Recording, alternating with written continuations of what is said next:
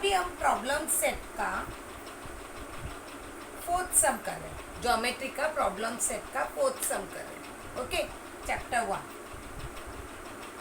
यहाँ पर हमें दिया है A B C and D C B. ये क्या है? 90 डिग्री। ओके, ये क्या है? 90 डिग्री है। अब यहाँ पर ए बी क्या दिया है हमें? 6 और डी सी क्या है हमारे पास? 8। राइट, ये सेम हमारा लास्ट सम जैसे ही है, बस थोड़ा सा ध्यान दीजिए। ए बी सी क्या है? 90 और डी सी बी भी क्या है? 90। ए बी कितना है? 6 और डी सी क्या है? 8। अगर ये ए बी सी, अगर हम ए बी सी पे ध्यान देते हैं तो ए बी क्या है हमारा? हाइट है और बी सी क्या है हमारा? बेस। राइट, अब यहाँ पर डी सी बी में डी सी क्या हमारा? हाइट है और बी सी क्या हमारा? बेस है। तो यहाँ पर हमें तुरंत समझता है कि बेस क्या है हमारा? कॉमन बेस हो। राइट ना, कॉमन बेस है। तो हमें ये दो ट्रायंगल सबसे पहले लिखना है, फटाफट करेंगे, एकदम easy. A B C and triangle D C. Base common था तो क्या लिखना है हमें? सिर्फ हाइट लिखना है। क्या लिखना है? हाइट ए बी और ये क्या है? D C. और यहाँ पर क्या लिखना है हमें? Common base.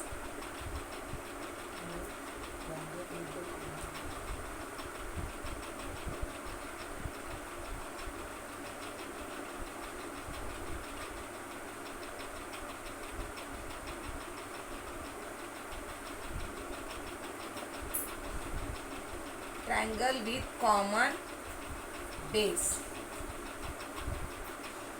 ठीक है, therefore triangle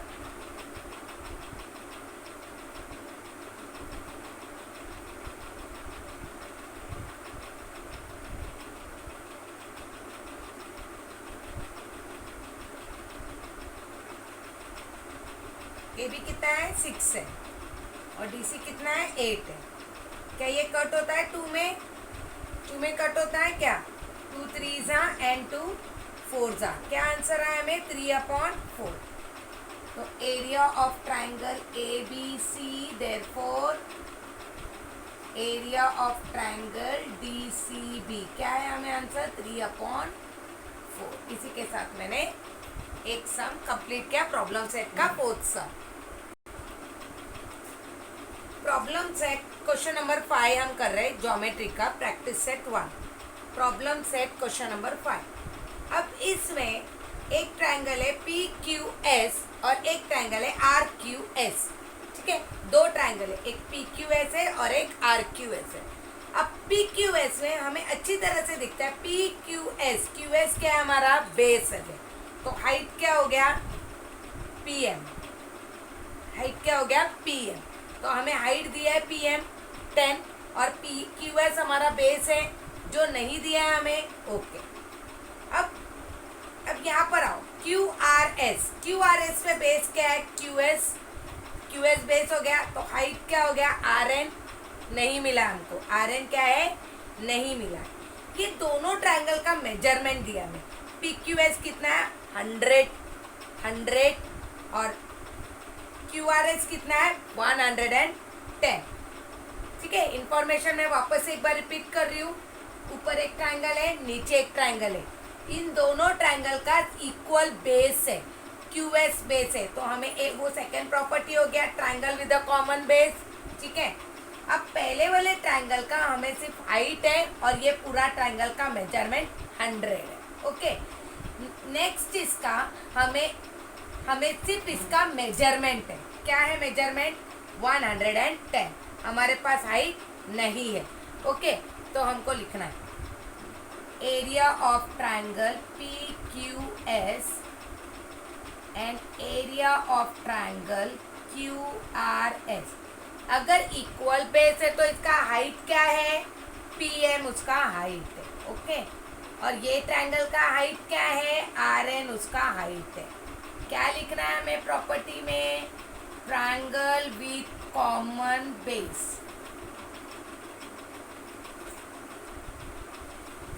triangle with the common base. अब PQS का कितना मेजरमेंट है? 100। और QRS का कितना है? 110। 110। PM हमारे पास है कितना है? 10। फर्स्ट एंगल का हाइट है ना हमारे पास 10। और RN नहीं है हमारे पास। ओके, हमने सिर्फ सब्स्टिट्यूट किया। ओके, सब्स्टिट्यूट किया।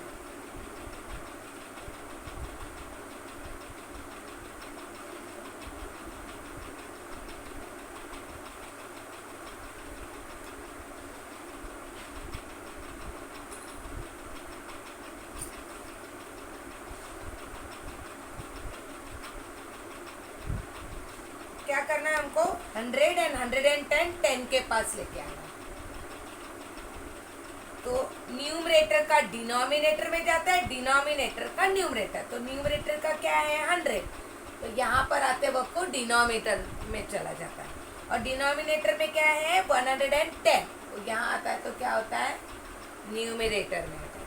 ओके, अब यहाँ पर देखो एकदम इजी कट, एक जीरो कट, एक जीरो कट, यहाँ पर एक जीरो कट, यहाँ पर एक जीरो कट, नीचे कोई नंबर रिमेनिंग नहीं। 1 हमारे कैलकुलेशन में नहीं आता है। तो 1 11 जा 11। देखो RN कितना मिला है? 11 सेंटीमीटर। ठीक है, 11 सेंटीमीटर। वहाँ पर RN नहीं बोला है, वहाँ पर बोला है NR। NR कितना है? 11 सेंटीमीटर। ये सम 2 मार्क्स के लिए आ जाता है आपको एग्जाम को। ओके, पहले तो अभी यहाँ पर आपको समझ में आ गया ना? यहाँ का मेजरमेंट दिया था 100, यहाँ का दिया था 110, यहाँ का हाइट दिया था, यहाँ का हाइट नहीं दिया था। तो हमें हाइट ही शोधना था NR, जो कि हमने ढूंढ लिया। ढूंढने के बाद ये हमारा सब खत्म हो गया। ये 2 मार्क्स के लिए एग्जाम के लिए आता है इजीली। प्रैक्टिस सेट 1.1 का फिफ्थ सम है। अब यहाँ पर हमें 4th सम दिया है, उसमें से फर्स्ट सम हमारा ये है PQB। बहुत ध्यान से सुनिए, PQB।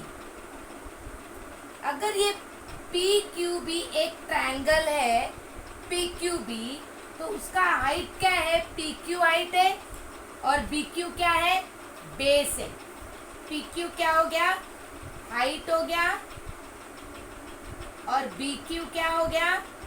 बेस हो गया। ओके, आपको नहीं लिखना है ऐसा, मैं आपके लिए लिख रही हूँ दिखाने के लिए। नेक्स्ट है PBC। ये है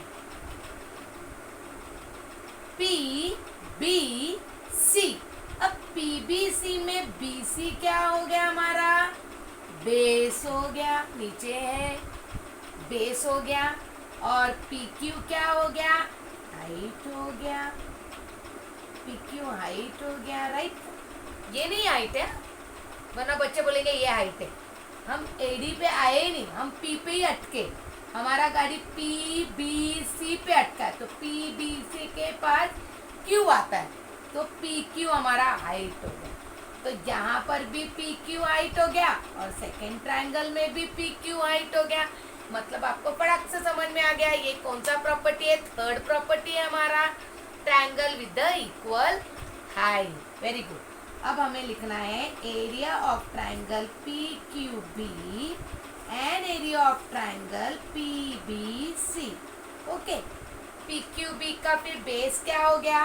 PQB का बेस क्या है? BQ। और PBC का बेस क्या है? BC। तो यहाँ पर क्या इक्वल हो गया हमारे लिए? Triangle with the equal height. समझ में आ रहा है आपको? पसंद समझ में आ गया? ओके, फिफ्थ का ही 4 क्वेश्चन है बोला, एक हो गया। अब ये second, area of triangle PBC। PBC, ठीक है ना? हम P पे ही है, A पे नहीं है, तो BC क्या हो गया हमारे लिए? बेस हो गया, राइट? और पी क्यू क्या हुआ हमारे लिए, हाइट, राइट ना। नेक्स्ट है हमारा ए बी सी, ए बी सी, ये हमारा है ये। तो बी सी क्या हो गया हमारे लिए, बेस हो गया। अब ए पे आए तो ए डी क्या हो गया हमारे लिए, एक सेकेंड सॉरी है,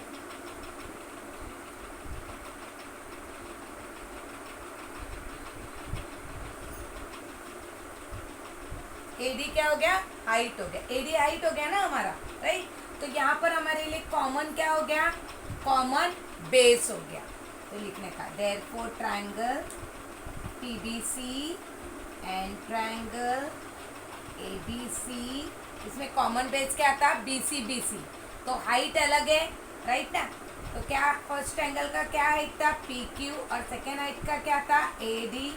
यहाँ पर क्या प्रॉपर्टी लिखोगे, triangle with the equal height, sorry equal base, triangle with the equal, या तो फिर कॉमन बेस, कॉमन बेस बोल सकते हो, इक्वल बोल सकते हो।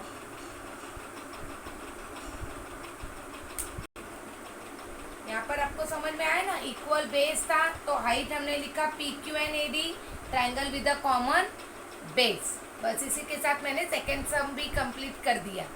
अब हमारा थर्ड पे जाएंगे। अब थर्ड सम हमारा क्या है, A B C, A B C, A B C में बी सी क्या हुआ हमारा, बेस हो गया। ए बी सी, ए आया तो ए डी क्या हुआ हमारे लिए, हाइट हो गया, राइट, एम आई राइट। अब हम आएंगे A D C, A D C, A D C, तो डी सी क्या हुआ हमारे लिए, बेस हो गया, और ए डी क्या हुआ हमारे लिए, हाइट हो गया, राइट। तो यहाँ पर आप देखोगे ए डी और ए डी हाइट है, triangle with the common height. तो बेस हमें लिखना है B C and D C, triangle with equal height. इसी के साथ मैंने थर्ड सम किया।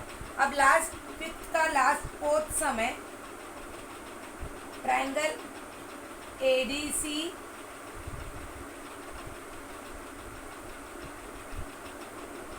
And triangle PQC.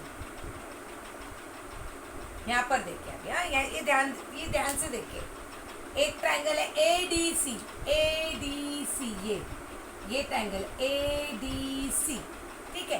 तो यहाँ पर बेस क्या हमारा, बेस है हमारा डीसी, हमारा बेस हो गया, राइट ना, डीसी हमारा बेस हो गया, और एडी क्या हुआ हमारे लिए, हाइट हो गया, राइट ना। नहीं समझ में आ रहा है, देखिए मैं वापस बताती हूँ, एडीसी, एडीसी, तो डीसी बेस हो गया, एडी स्टैंडिंग लाइन हो गया, तो एडी हाइट हो गया, राइट। नेक्स्ट देखो, P Q C, P Q C, ऐसा, ये देखो ऐसा, पी क्यू सी, तो क्यू सी क्या हो गया हमारे लिए, बेस हो गया, और पी क्यू क्या हुआ हमारे लिए, हाइट हो गया, isn't it? लेकिन यहाँ पर आप देखोगे कुछ भी कॉमन मिल रहा है क्या आपको, कुछ भी नहीं कॉमन मिल रहा है, बोला तो ये हमारा फर्स्ट प्रॉपर्टी हो गया, ratio of the area of two triangle is equal to the ratio of the product of the base and the correspondence height. ये हमारा फर्स्ट प्रॉपर्टी हो गया, राइट। तो इसको आप लिखोगे कैसे, area of triangle ADC and area of triangle PQC, right. तो यहाँ पर हमारा बेस क्या था, एडीसी का क्या बेस था, डीसी बेस था, और एडी हाइट था, राइट। और पीक्यूसी में क्या था, क्यूसी बेस था और पीक्यू हाइट था, और यहाँ पर हमें वो प्रॉपर्टी लिखना है।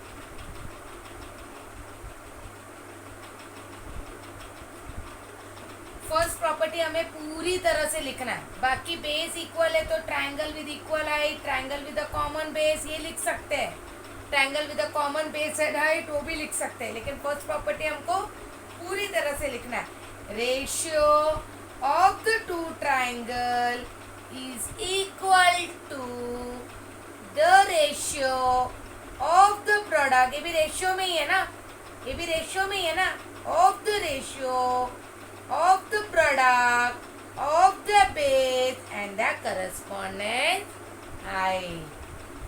ठीक है, इसी को अच्छी तरह से देख लीजिए आप। और ये 2 मार्क्स के लिए आपको सम पूछा जाएगा एग्जाम में। ओके, ध्यान से देखिए, अच्छे से देखिए, आपको अच्छे से आ जाएगा। एक बार आपको बेस और हाइट समझ में आ गया तो क्वेश्चन नंबर 5 कर सकते हो। कुछ भी प्रॉब्लम है, वीडियो को बार बार दोबारा देखिए ताकि आपको अच्छे से समझ में आ जाए। Thank you.